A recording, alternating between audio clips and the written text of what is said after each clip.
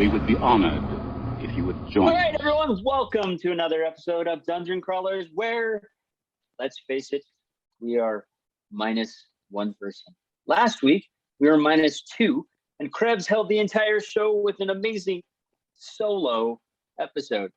Let's face it, solo episodes are super hard because there's no one to bounce anything off of. And, well, you kind of go crazy because, like, is anyone listening to me? Am I making sense? I genuinely missed both you and Elton. Like, it was fun. I had a good time. Dungeon Crawlers, I had a good time with you. I really did. But, there's only so much of my own voice I can take. It helps to have friends. Yes, it does. Which is why I was like, I do not like doing the show solo. I've done it a few times, and it's tough. It is a tough go-round. However, we are short one Alton. That is right. Alton is not here. That's okay. We'll still carry the show. We've done this before. It's not as fun without Alton. It's not as fun without Scott. It's not as fun, but we'll still do it. So we have a great show for you this evening. Excuse me. We are going to talk about the Netflix series Masters of the Universe Revelations. Oh my gosh. So far, only part one is out on Netflix right now. This is the dream brainchild of Kevin Smith. For those of you that do not know who Kevin Smith is, he's a huge comic book fan. He's done Clerks. He's done Jay and Silent Bob. Yeah, he's done a lot. He is Silent Bob of Jay and Silent Bob. Yes. And for him to put this together, it is, for me as a fan growing up on the cartoon, I loved it. I know there's a lot of people out there that have mixed feelings about this. Some are kind of like, some hate it, some love it. We're going to talk about it and talk about what we thought about it, what we loved about it, what we probably didn't like about it, and go from there. So if you have not watched this and you don't care about spoilers, continue listening. If you care about spoilers, maybe pause the show, go watch the 5 episodes. It goes really fast. It does. And then come back. So again, I'm going to lay it out there. There will be spoilers at this point. This is not a spoiler-free zone, guys. Yes. At this point, if you continue listening, it's at your own peril. So, all right. So let's start. Let's begin. Masters of the Universe Revelations on Netflix. The animation is superb. It's beautiful. The same animators that Netflix brought on for the Castlevania series. They do a great job. There are some moments, especially in He-Man's face, where you can definitely see, oh yeah, it looks a lot like Castlevania. It's especially in his abs. Oh yeah. This is definitely not the He-Man you grew up with. No. The thing I really love about this is they don't pull punches. They definitely don't pull punches in this series. It is a very self-aware show. And what I love about it is that in the very first episode, the first, 70, 80% of that episode, like, very much pays homage and overall tribute to the classic cartoon. They used classic toy/comic book box art. They used they made a ton of original references. They had some of the original voice cast in there. And then there's this point in the episode where it suddenly takes an extremely dark turn, like very suddenly, in a way that it never did in the 80s at all. And then you're like, wait, what? And then it gets darker still. And you're like, wait, what? And then, that first episode was a perfect, it was a fan trap in all the best ways possible. It was fan service followed by fan shock and awe, right? Yes. And it was done beautifully well. You opened the episode by talking about how there are mixed reviews about this. And I got to be honest with you, maybe it's just because I'm getting older and maybe I'm getting jaded about society as well. And we've talked about this on the show before, but man, there are so many reviewers who look for the opportunity to sound intelligent by tearing something apart. And I promise you, if they had stuck with the original show formula and just updated the animation, they would talk about how the animation wasn't original or wasn't tribute enough. And if they went with like reproducing the original animation, it wouldn't have been original enough. And if they had gone with like the same kind of stories, if they had basically like continued the He-Man storyline, there wouldn't be enough throwbacks, or there wouldn't be enough connectivity, or it's very cheesy by today's standards. Why would they do that? No matter what they did, there would have been some condemnation and there would have been some negative press. But the truth is, if you take it like if you take it at its face, and if you analyze it as modern media and you look at the storytelling, there are profound values here. There were so many points where, as a child growing up with He-Man, I found myself nostalgic, and I saw all the connections. There were times they were making references where I knew it was a reference, but I had a hard time remembering what they were hearkening back to. Or a character would show up and I'll be like, oh my gosh, that's one of the few figures I didn't have, and I totally forgot about them. Like, they, in 5 small episodes, they fit in nearly the entire universe, and it was incredible. It was phenomenal. Well, I mean, so here's one thing I found really interesting. We can talk about the cast in a minute. But they put in characters that were never seen in the original series. Skunkor. They made the toy, and this toy stunk. Literally stunk. His name was Stinkor, and he smelled of patchouli. Yeah. And the figure itself, the toy, always just stunk. It was nasty. But they put him in the series, but he was never in the original 80s cartoon. Not one single episode. And yet, they have him in here. And the funny thing is who is the guy, Silent Bob's sidekick? That would be Jay. Yeah. So Jay, the guy that plays him, Jason, his last name escapes me at the moment, but he did the voice for Skunk. Which is fantastic. He did the voice for Skunk. So they bring him in. Then the one thing that really caught me off guard was the fact that Ram Man never showed up, and he was a huge presence. That's a valid point. But that doesn't mean he's not going to show up in the second half. And I really like the twist that they brought in with Triclops and Trapjaw, where now magic is dying, and suddenly technology is on the rise. And Masters of the Universe has always been this blend of magic and technology. We've got He-Man's Power Sword, we've got the Sorceress, we've got Castle Grayskull, we've got Orco, which never was supposed to be a part of the He-Man series. They threw the character in, and kids loved Orco, and they had to get the rights for the character because he wasn't supposed to. Really wasn't part of the series. And Orco Story Arc in this 5 episodes is amazing. I mean, I liked Orco, but I always felt like he was just like the court gesture, just there. Yeah, well, he was always the comic relief. He was always the comic relief, and they didn't give him any depth in the 80s.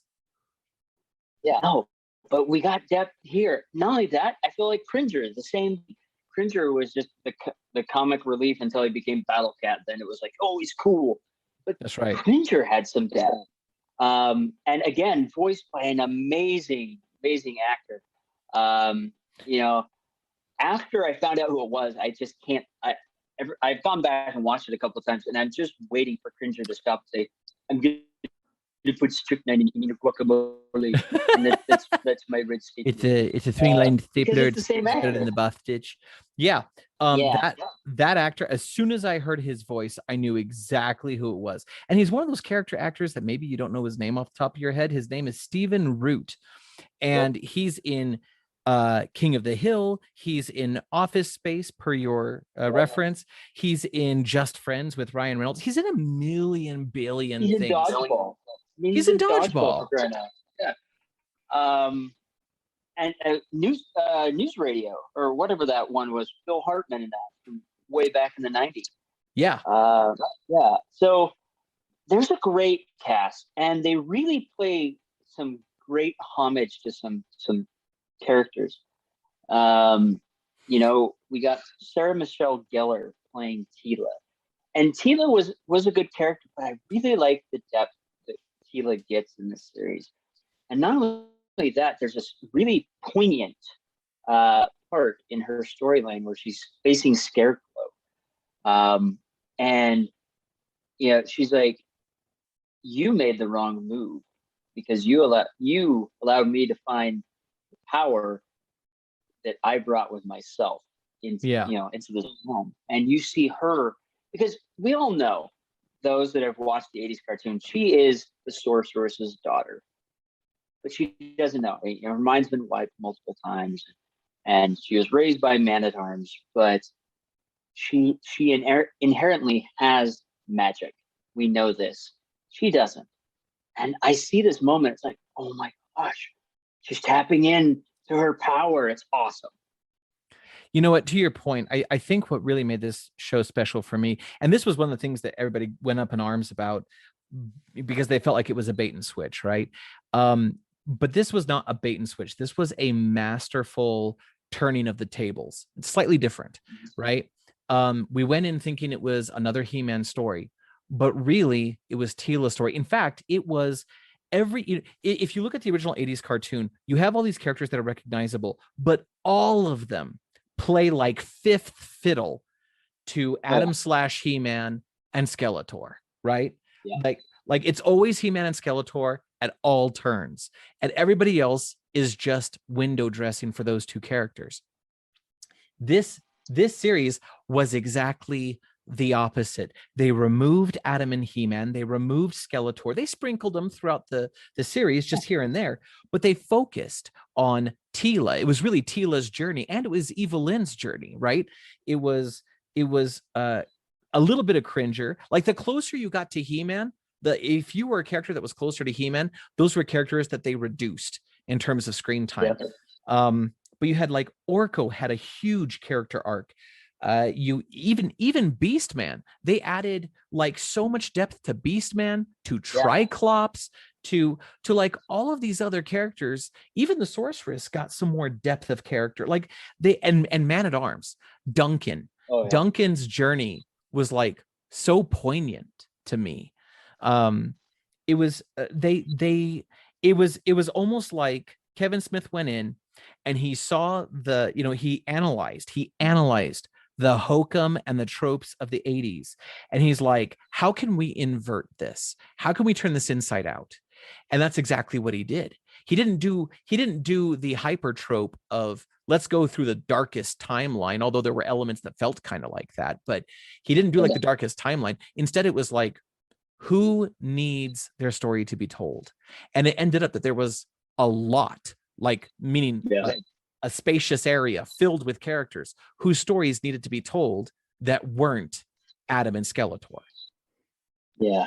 Well, I mean, I don't really feel like it was a bait and switch. I mean, a lot of people have been saying that, yes, the trailer kind of focused on He-Man, but it wasn't all He-Man. If you watch the trailer, there's everyone in there.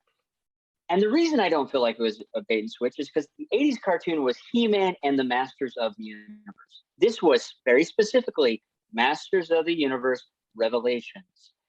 If you go by that, Masters of the Universe is everyone but He-Man. It is Tila. It is Man-at-Arms. It's Triclops. It's Stratos. It's Mechanic. Again, those characters some of those characters haven't shown up. And I really liked it. I liked the fact that they kind of focused in on Tila and Duncan's story and Orco. I love the fact that Roboto is in there. And, and even his... And Justin Long did a great job. But Justin Long is phenomenal. Saying, I'm afraid to die. A robot saying, I'm afraid to die. and I know I'm dying. But how glorious is this? Because I'm afraid. I have feelings. And father, which, Duncan, man at arms, is talking to Tila as if she is his sister. I outperformed himself because I am far more than I was. I know I'm botching the exact terminology, but man, that was a powerful point. Here is a robot that has become self-aware and is afraid to die. He's feeling. And that was fantastic. That was a great point there. It was awesome. And even Orco's last stand. Yes, I'm sorry. Orco could be dead. We don't 100% know. That one's a little ambiguous. But that was awesome to see Orco stand up, and because normally his spells misfire, and you see it even then, like trying to cast a light spell and it turns into a black cloud raining on him. He's like, I guess I am still feeling a little under the weather. So there is that little bit of that humor, that tie back, but it really focuses on the other characters. And yes, we do see some flashbacks, because if you don't know, again, if you haven't watched these, episode 1, boom, He-Man and Skeletor dead, gone. As far as we know. Tila sees that Adam is He-Man and he sacrifices himself to save the world, which is amazing. I know a lot of people are mad about that, but that is what that hero. Yeah, that's what a hero does. He-Man would have done that. Adam would have done that, and he did do that. Absolutely. Which was fantastic. And flip side. Go ahead. So let me ask you this. Like, top 3 things. The top 3 things in the show that, as a diehard He-Man fan, you absolutely loved. Go. Top 3 things. My number 1 is when they are in. I'm gonna botch the name of their heaven. I know it's Subternia. I can't remember. We'll just call it. I think they called it Preternia or something like that. Yeah, something like that. So they go there, they find Adam, and they meet Grayskull. This is who the castle is named after. That's who, when you call upon the power, you get his power. And he's standing there and he says, when people come here, they get to pick their form. And until now, everyone's form has always been this bulked up, beefy, Conan the Barbarian looking guy. But Adam picked his lesser self. Man, I found that so poignant and amazing. He could have been He-Man. He could have looked like He-Man, but he chose himself, which I think was amazing. That was point number 1. Number 2, the first battle between He-Man and Skeletor in Castle Grayskull. Oh my gosh, amazing. And then because there's that amazing line, number 3 for me is Mark Hamill as Skeletor saying, "Call your champion," to the sorceress. But there's a lot of other really fantastic moments throughout that series. There's so many. For me, I mean, you hit on some of my faves, of course. For me, first episode during that battle, during the precursor to the battle, basically. Anyway, during that battle with Skeletor and He-Man, when Mossman shows up to assist He-Man, right? And then Skeletor just incinerates him, just absolutely destroys him, and not just wounds him. I mean, he kills Mossman right in front of He-Man. It was at that moment where I'm like, oh crap, this show has no real rules. And like that was the first thing that happened where I was like, wait, what? And I was I was the same way, because the second I saw that, I'm like, whoa, we're not dealing with the 80s cartoon anymore. Because in the 80s cartoon, people got boo-boos, and bad guys ran away, and people were okay. That's what we saw on Transformers, Thundercats, and everything. That was the timepiece, because you couldn't kill people up until that's right. The Transformers 86. The Transformers movie. Yeah. All right, go ahead. That's number 1. So number 1, the death of Mossman. Number 2, the overall self-awareness of the show. which was a smattering of moments. They did so many things where they harkened back to like the old battle tactics of the original cartoon, which were super cheesy, but they found ways to breathe new life into a more, or at least, here's an homage movement followed by a more contemporary movement that's more believable, that sort of thing. Also, like when Tila makes fun of He-Man's level of humor, that was darn funny. And then for my third favorite thing was that moment in the castle at the end of episode 1, I believe it was, where the queen tells King Andor that He-Man is Adam because she knows. And I mean, the show is called Revelations, and the first episode, that's all it is. It's just the reveal of all these truths to all these people who didn't know magically in the 80s, when they could be really cheesy with their sitcom approach to like not telling each other the secret. Oh, I bonked my head and I didn't see Adam turn into He-Man for like the 48th time, stuff like that. Like there was that moment where the sorceress was not there to wipe memories, where the queen was beside herself and she just emotionally burst out with the truth to the king. The king, in his fury, banishes man-at-arms. Tila rebels. She's just been knighted a man-at-arms, and she rebels against the kingdom she has served her whole life. Like this onslaught of just truth and pain and revelation was like, it kicked off the whole 5-episode arc. But like, holy crap, that moment, I was just drawn in. I was sucked in as a child of the 80s. I didn't feel betrayed. I felt like I was being taken on a journey that I've waited like over 30 years to see. Well, and the other nice thing that I loved about the series is, and this may harken to the 2002 series of He-Man and the Masters of the Universe, which I think they did a fantastic job with. They went more in depth in the story. I liked the artwork. It wasn't as cheesy.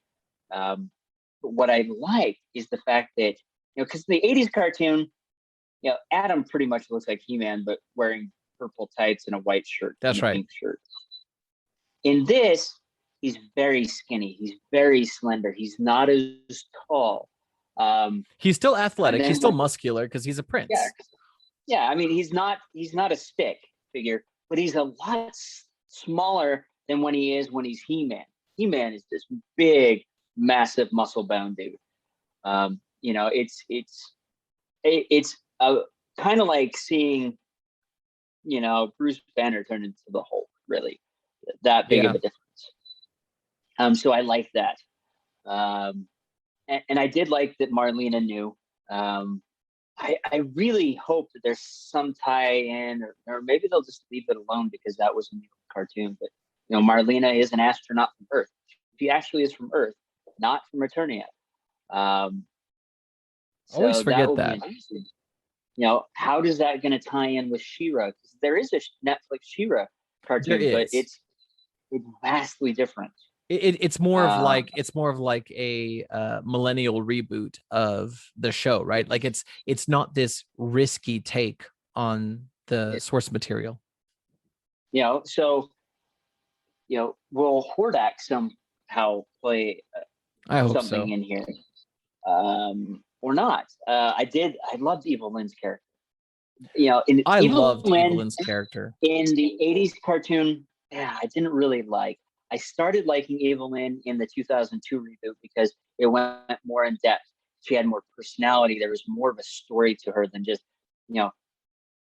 Skeletor's lackey, so to say. This one, you definitely saw that more. You can actually, there's a love relationship there. It's not just she's there for no reason. She's more than infatuated with Skeletor because of magic or power. There's a love type relationship there, just like there is between Tila and Adam that we see. So that was great, and Lena Headley doing the voice for that character. Oh yeah, Lena Headley was amazing in that role, but she does great in those. she has like two great lanes, being the maternal, like the powerful maternal figure, and being just like the undying like femme fatale, especially out for vengeance, you know. And in this case, she got to be a little bit of both depending on the moment, you know. But yeah, I loved her portrayal of Evelyn. I love that when Evelyn took off her crown, she had this long flowing white hair. It was gorgeous. They did a lot with the character that they never, I mean that's just the song of this series, right? They did a lot with the character that they never did in the 80s. There was just so much. There was a ton. Such a brave and ambitious project to take something that is so quintessential to the current adult audience and then turn it utterly inside out, to reveal its dark corners, its emotions, to take away the hokum and the tropes, or at least to be so aware of them that you can breathe some gravitas into the situation. Now, interesting fact, based on text threads that you and I are privy to, but the audience is not, our dear friend Scott, whom we adore, instantly did not like this show. No. And so of course, I am curious to hear his side of the story, but let's be objective here. Let's look at the show and let's look at what didn't go so well. Are there things that you didn't like about this take on Masters of the Universe? Well, I mean, you know, let's just throw the obvious elephant in the room. You know, I would have loved to see more Skeletor and He-Man. I mean, that's the big thing. That's why a lot of people are complaining. They want to see more He-Man.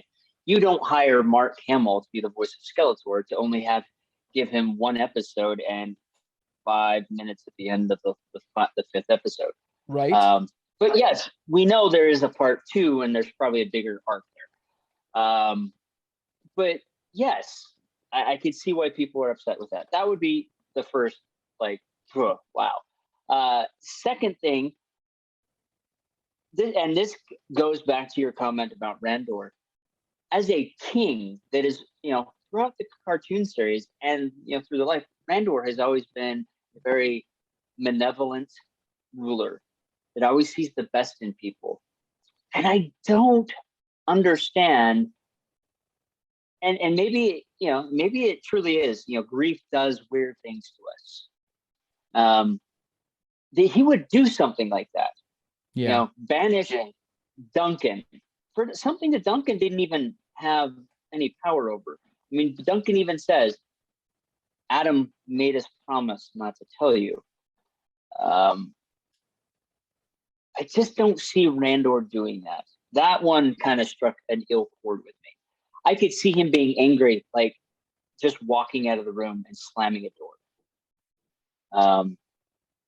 But that one seemed weird to me. Then the other thing that of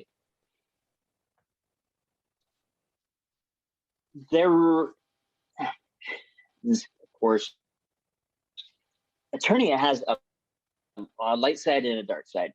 You know, the dark side is where Snake Mountain is and all that, or Skeletor is. We didn't really see that there. It just seemed like, oh, we're going to Snake Mountain, and they're there. There was not really that light and dark half that we saw in the 80s cartoon and the 2002 cartoon. I would have liked to explore that a little bit more. You know, we saw what was happening on the light side with magic going away, but what was happening on the dark side of Eternia, the dark hemisphere?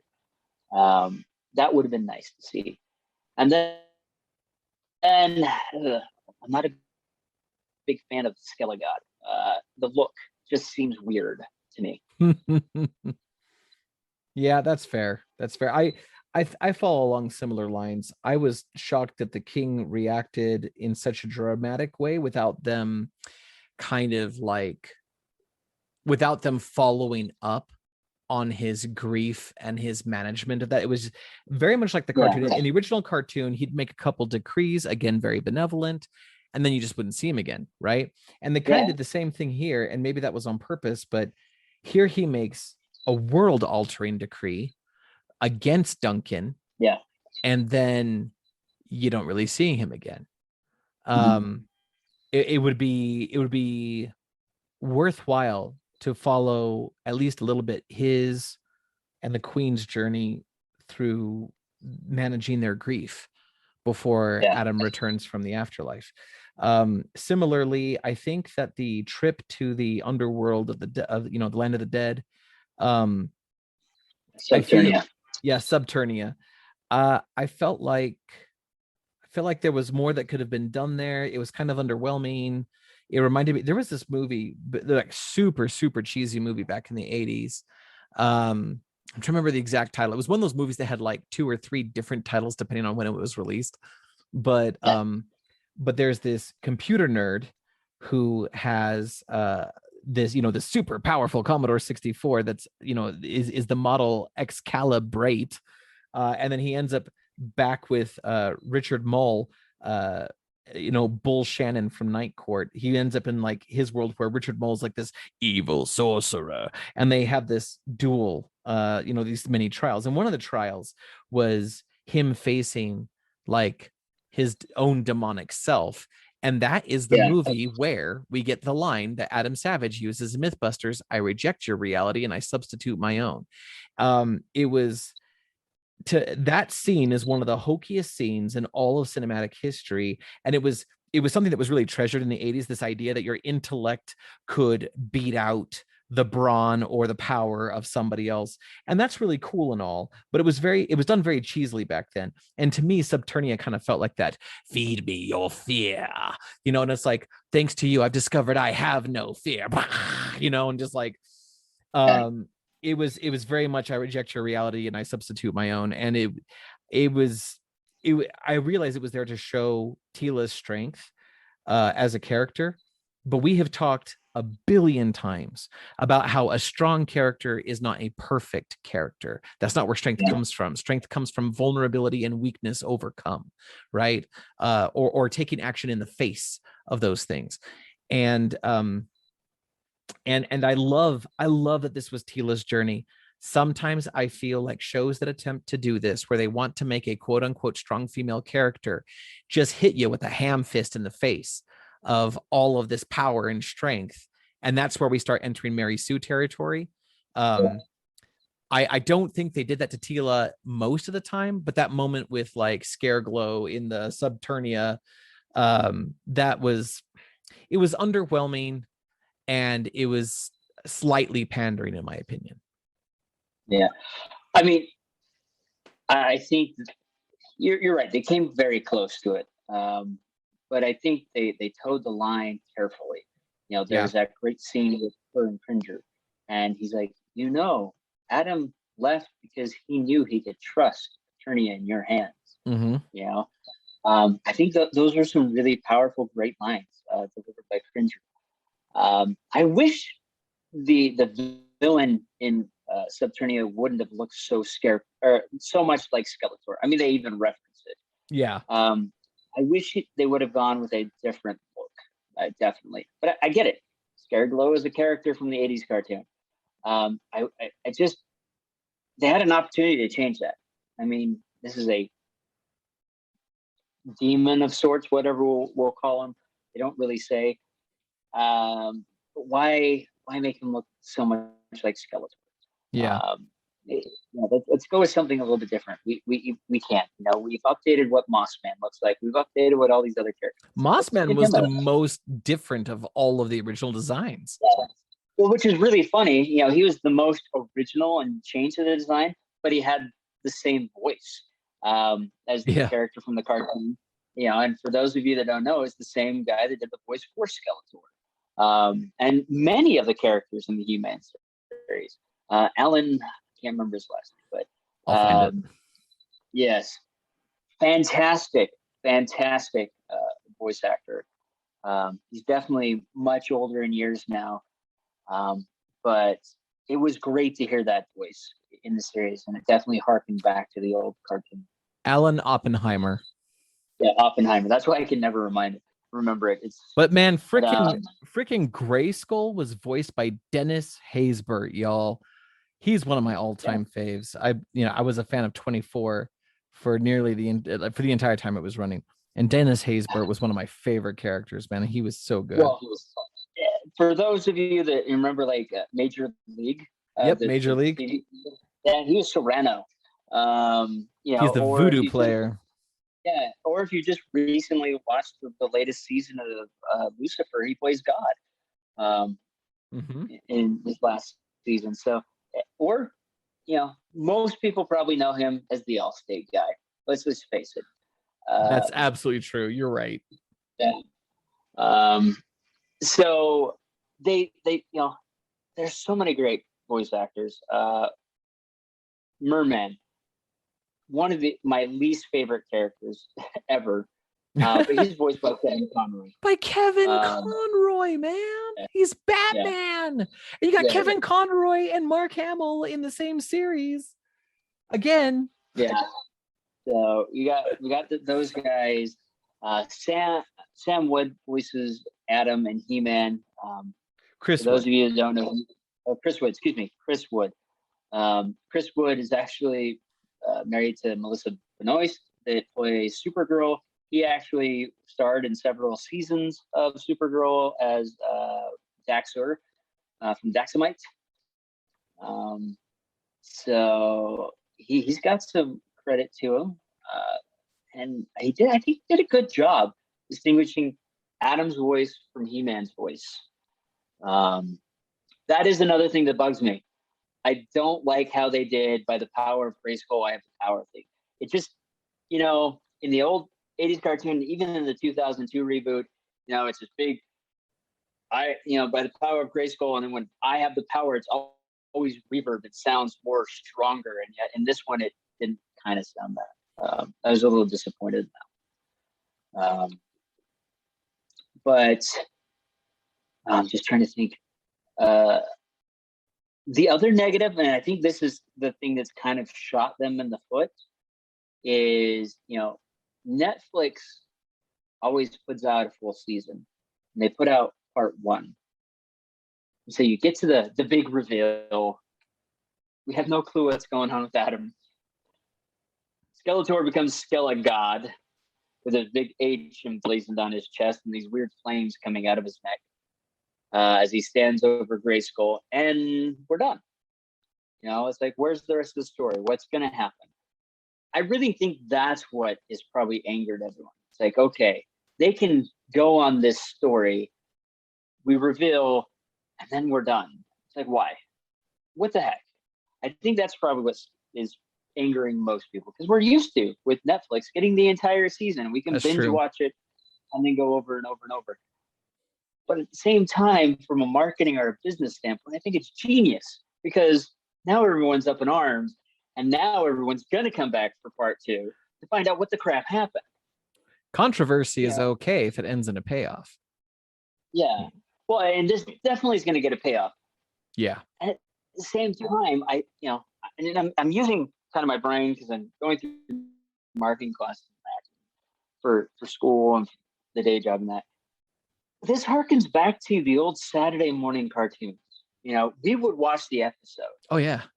We would be excited, and something would happen, and we're all jazzed up for the next episode because we got to be there to find out what happens next.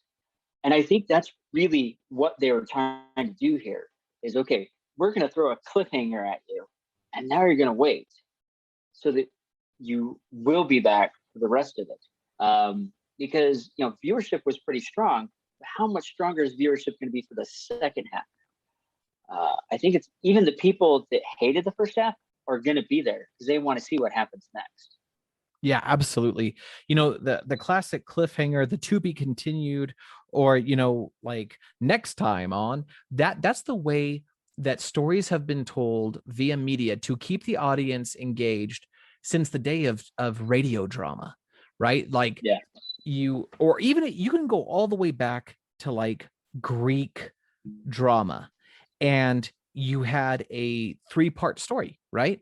You had the start of the hero's adventure, you had the rise of the hero. In the second half, you have the tragedy and the fall, and then in the third, you have the redemption and the conquering. Yeah. And but that still means that you have to tell the story in 3 parts. You still have like 3 separate shows where one show ends and you have to wait for the next show to begin to get the rest of the story. This is the way it's been for millennia. And it's because as humans, we love being strung along as long as the journey along the way may maintain some sense of reward, and we get to a destination that is fulfilling. We don't mind, right? However, in modern scenarios, what you're talking about is sort of like the downside of streaming. The downside of streaming is if I just wait long enough, they'll finish the story and I could just sit down and binge and right? Yeah. It's a weird form of instant gratification, or just delayed temptation, right? Where it's like, I'm not going to watch it right now. I'm going to wait till they finish it and then let's watch it all at once. And that is an interesting approach. On the one hand, I totally get that. But on the other hand, I've experienced shows where I had to watch it week to week, like say Mr. Robot.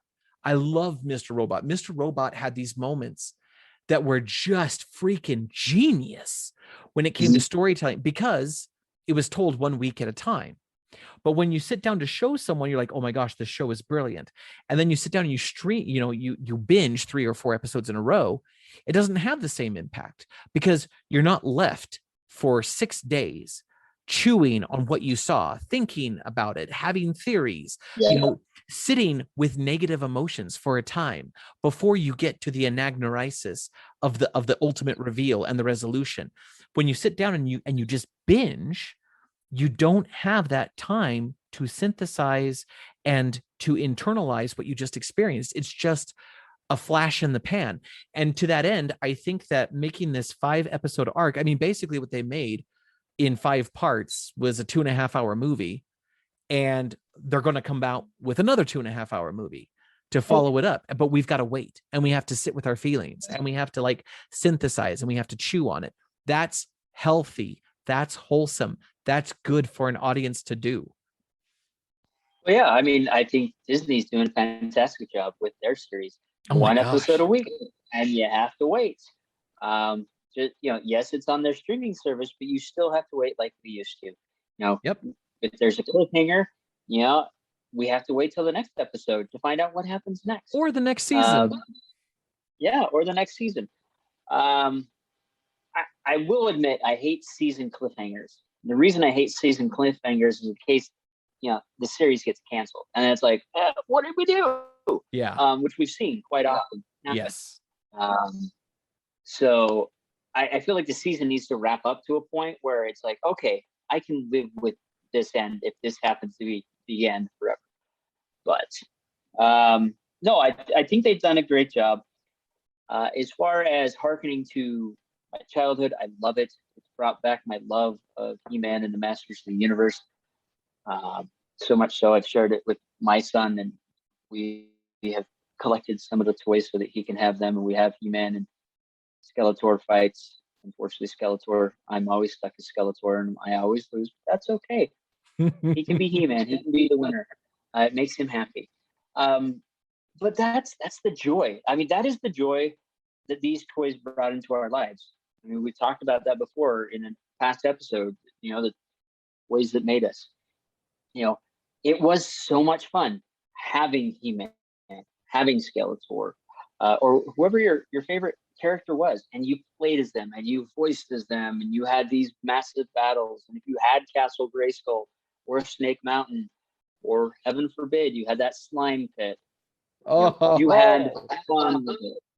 You had lots of fun, and you had these massive stories that went on. I mean, I remember playing for hours, and there would just be this story unraveling in my head. And it was nothing like the cartoon, but it was this unique story that I created, or even when I played with my friends, we created, which I wish I had a tape recorder or a camcorder that had recorded those, because those would have been some amazing stories to rewrite, even if it wasn't He-Man and Skeletor, but turn it into some other fashion. But it helps me to realize, and even listening to my kids, that we are all innately storytellers from birth. That is innate within us.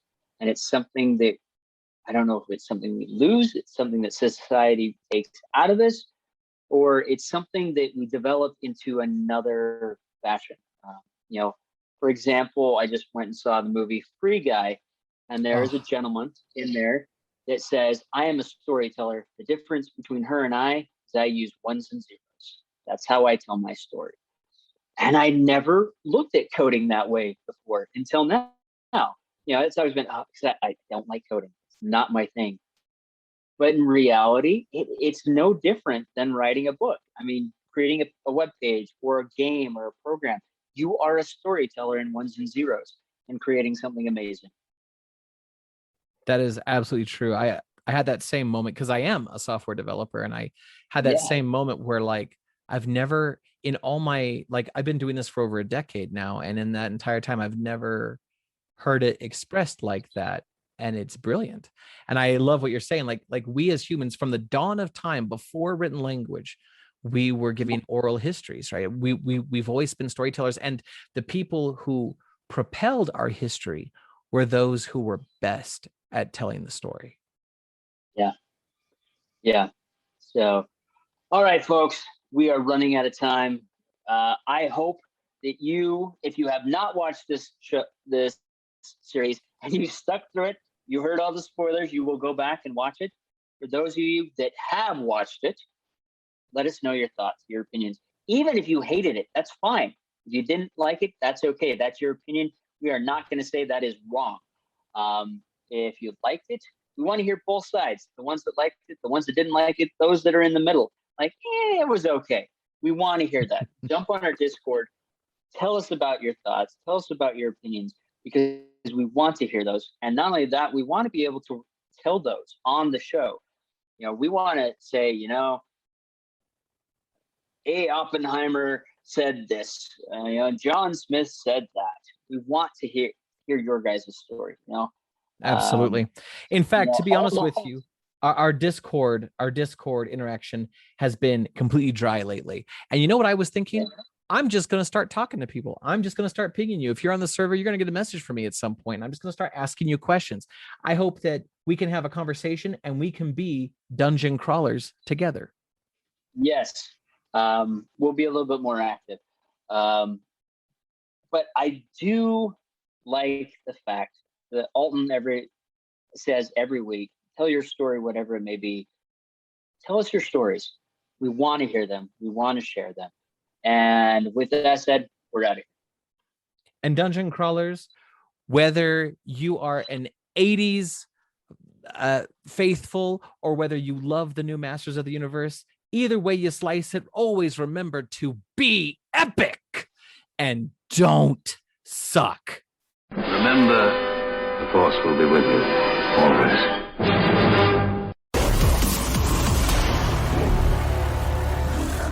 Dungeon Crawlers.